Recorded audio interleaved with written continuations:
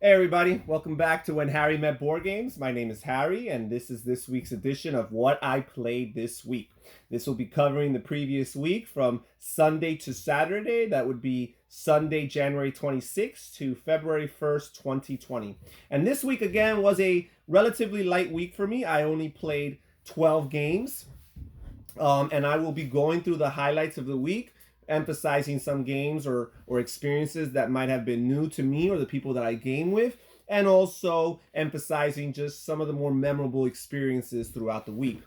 I will be going game by game, breaking it up with the different people that I've played with this week. And I'm going to start with the games that I played with my wife, Lily. My wife and Lily, we played 6 games this week, which is pretty good for us. We played Tokaido, which is a Japanese themed game based on just going through the board. It's pretty simple mechanisms as far as moving through the board and just acquiring, shopping for different goods, having different encounters with different people that help you in different ways, donating to the temples, and stopping by in the inns and eating the best food. Sounds really silly. It's very simple, but it has a neat set collection type of thing that you're doing. You're trying to collect sets that cumulatively add up to more and more points for you. This was memorable for me because this was the first time that I was actually able to beat Lily in this game, proving to myself that it is possible to win this game.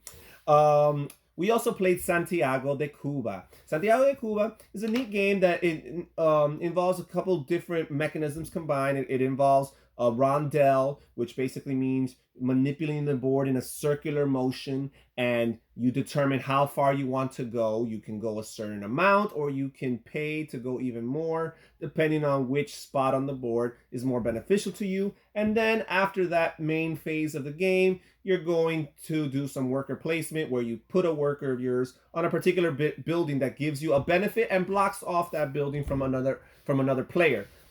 Ultimately, you're just trying to acquire different goods and ship them back for victory points. That's pretty much the game. Now, the reason why this game is special is because my wife Lily is from Cuba. In particular, she was born in Santiago de Cuba. So this game has been a special game for us for a few years now. We also played El Grande, the classic El Grande, a former Spiel des Jahres winner, which is the most prestigious award that a board game could ever aspire to, based out in Essen, Germany. El Grande is from 1995. It is a classic, and it has this area majority thing where you're trying. Basically, El Grande is the board consists of a map of Spain, which again is special for my wife because while she was born and spent the earlier part of her life in Cuba, she and her family migrated to Spain, and she lived there for 5 years before ultimately migrating here to the States.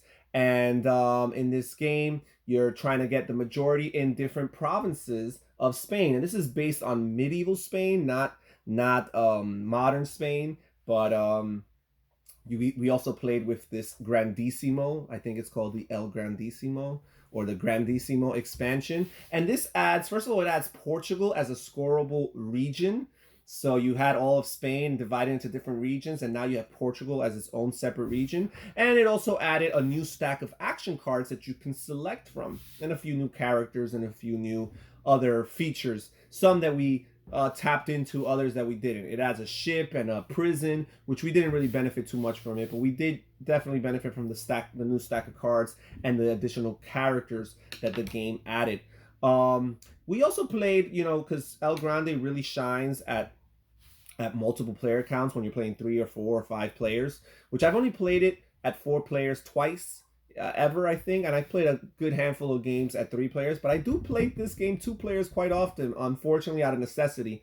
But we introduced this 2-player variant that I kind of have been experimenting with, where we add a third dummy player who, first of all, has a presence on the board, which, throws things off as far as having the majority or secondary count in these different regions. But the dummy player is also involved in the bidding for turn order, right? Because El Grande involves a bid for turn order on every round, and the dummy gets to throw his hat in the mix. And obviously, he can't really win the game, but he's just there to throw a monkey wrench in it all and make us think twice about how we're going to bid for that turn order. So I found it to be a successful experiment with the 2-player variant, and I find that also the Grandissimo expansion for us so far was a success. We also played Arboretum, light little game where you're trying to construct your arboretum or your garden of trees, if you will, and you're connecting cards to make a path of trees and scoring, on those paths for having cards of the same species, or at least starting and ending. That path must start and end in the same species. And it's cool. It has a little bit of a Lost Cities feel for those who have played the old classic Lost Cities, where you're thinking twice about cards that you have to discard, because the discard pile is not just this, unobtainable, discard pile that cannot be touched. Instead, when you discard a card, your opponent can grab cards from the top of the discard pile. So you have to think twice about the cards you're trying to get rid of. So that was Arboretum. We also played Kingdomino, light tile placement game, designed by Bruna Cathala. And in this game, it also involves a draft for those tiles right before you place them on each round. And it's neat. It's a neat draft because the order in which you pick tiles on one round will determine the order in which you pick them the next round. So you got to think about a tile and whether or not it's worth it to be last next turn, and so on and so forth. We played also with an expansion, the Age of Giants expansion, which adds a little to the game. See, Kingdomino is a very, very light game, which the benefit of such a light game is that it's teachable to anybody. Almost anybody can learn this game. The downside of a game that's as light is that after a certain amount of plays, it does tend to get a little bit old, a little bit repetitive. You want something new, you want something fresh. Well, Age of Giants, that's exactly what it does. It adds a little bit of life to the game. I'm not saying it turns it upside down or anything like that, but it adds a little bit to it. It adds these giant pieces that when you draft a giant tile, you have to put these giant pieces on your board and they cover up points for you. So you have to think about whether or not you want those tiles and whether or not it's worth it if it means that you're going to be covering up some of your points. But you also have these tiles with footprints that you can use to remove the giants. So the question is, if I draft this giant now, in the future, am I going to be fortunate enough to draft a footprint tile that can eliminate this from the board? Yes, buddy. Okay, buddy. Give me 2 minutes, okay? Thank you, buddy. Thank you. So that is the Age of Giants expansion for Kingdomino. By the way, I did happen to manipulate that decision between getting enough giants and getting enough footprints, and I walked that fine line, and I was able to win the game against Lily. Finally, the last game that Lily and I played this week, we played Encore, which is a simple, light, filler, roll and write game. It's a very abstracted game. The pad that you're filling out consists of just a grid of colored boxes, and you're just rolling dice, which allow you to check off these boxes, and you're trying to complete columns and complete entire color sets before the other players, and then score accordingly. And those are the games we played with Lily. Now we move on to the games that I played with my nephews. I played 3 games with my nephews this week. I played Kingdom Builder, which is a game by Donald X. Vaccarino of Dominion fame. I believe I have talked about this game at length in my top 50 games of all time. So if you're interested in learning more about the game, just check out those videos.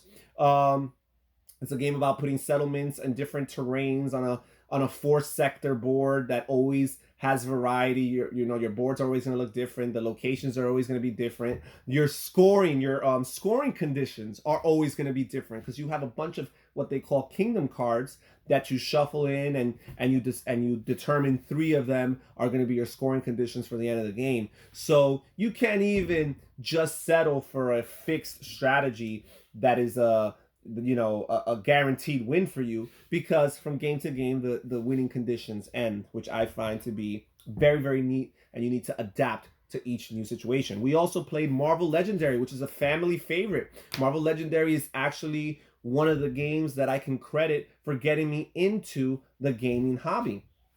Marvel Legendary is a deck building game with a Marvel superheroes theme, 2 things that me and my nephews both really enjoy. We played this game cooperatively, and we played with the Dark City expansion, which was new to us. We've played with many expansions in the past, but we've never played with a Dark City expansion. And we had a good time, and we were able to successfully defeat the Mastermind, which is something that we're very proud of, right? Kudos. So there was Marvel Legendary, and finally we played Ticket to Ride Europe. Ticket to Ride Europe. This is a game we played with 4 players. It was a tight game. Lots of people cutting each other off and getting each other's way and messing with each other. And I was able to pick up the victory in what was a very hard fought battle of Ticket to Ride Europe. For all those who have played Ticket to Ride, but for whatever reason I've only played the base map, definitely check out Ticket to Ride Europe. It adds a few different tweaks to the game that don't really overcomplicate things, but make things interesting and different. And just check out pretty much all the Ticket to Ride maps. If you like geography, if you like that kind of thing, it's a good series of games to get into. And that was the games that I played with my nephews. Now we move on to solo. I actually only played one solo game this week, and it was actually to film a playthrough for my channel, which I've already uploaded, which was the game of Sagrada. I played Sagrada solo. I played the game from start to finish, and it's all on camera for those who want to check out, for those who are interested in Sagrada. A pretty easy game to learn. Involves rolling dice and drafting dice and trying to complete a window pattern on your Sagrada, on your game board, which is kind of like a puzzle in and of itself. Fun game, simple rules, pretty game. I played this game solo. I believe I lost the game because you basically are playing the game, and I think I lost 54 to 51. I needed to score 54 to win, and I scored 51. So I lost, but I came close, and it was a fun experience. And hey, we have a video that will last the test of time on YouTube. So there is Sagrada, my only solo game for the week. Finally, I had my cousins Raymond and Eligio come visit me this Saturday, and we got to get a little gaming in, right? I don't game as often with my cousins. When we were younger, we used to play lots of games, lots of, typical mass market games like Monopoly and Uno and that kind of thing. Later on, as we advanced a little bit, we started playing games like Risk and Catan. Well, now we are kind of into playing Pandemic together. So we played the game of Pandemic. My cousin Raymond has played a handful of times with me, and Eligio, my cousin Eligio, was the first time for him. He enjoyed the game. We played it at the hard level with 6 epidemics in the deck, and I think it took us all the way down to our second to last turn, and we were able to win the game. That was a fun experience. Great for Eligio. Just thrown right into the fire. No easy level, no medium level, straight to hard, and we were able to pick up the win. And then we played King of Tokyo, and King of Tokyo is a game where everybody has a monster trying to have dominance over Tokyo, and you're trying to attack each other and maybe eliminate each other from the game, or if not, score the most points, because there's a certain way of scoring points. It's a Yahtzee style game where you grab a handful of dice, 6 dice in particular, and you roll them 3 times and finally resolve whatever it is you end up doing. And again, you could attack people, or you can try to score points. Well, I was the first player eliminated from the game, thanks to my cousin Raymond, who loves to do that. Now, his 8-year-old son, Ethan, who was joining us for the game, was able to take advantage of that. Excuse me, buddy. Buddy, hold on. Give me a little bit. I'm almost done. His 8-year-old son, Ethan, was able... Okay, buddy, give me a second. His 8-year-old son, Ethan, was able to score 20 points, which is the endgame condition, and beat everybody else, thanks to Raymond eliminating me first. So yes, I was the first person eliminated, but hey, I shared the defeat with my cousins Raymond and Eligio. And congratulations to 8-year-old little Ethan for winning another game of King of Tokyo. And that was it. That was the only games I played this week. Oh, I don't know why I'm saying only 12 games. For some people that are like, what? 12 games? I don't play 12 games in a year. But it was fun. It was a good week. I mean, I'm not saying that 12 is something to not write home about. It's absolutely a great thing, and I'm very fortunate to have all these different people who indulge me in my gaming hobby and just create these fun, memorable experiences. So these are the games that I played this week. Thank you for joining us at When Harry Met Board Games. Again, I'm Harry. I hope you all have a great week and hope you get some good gaming done. Take care. Bye bye. See you next time.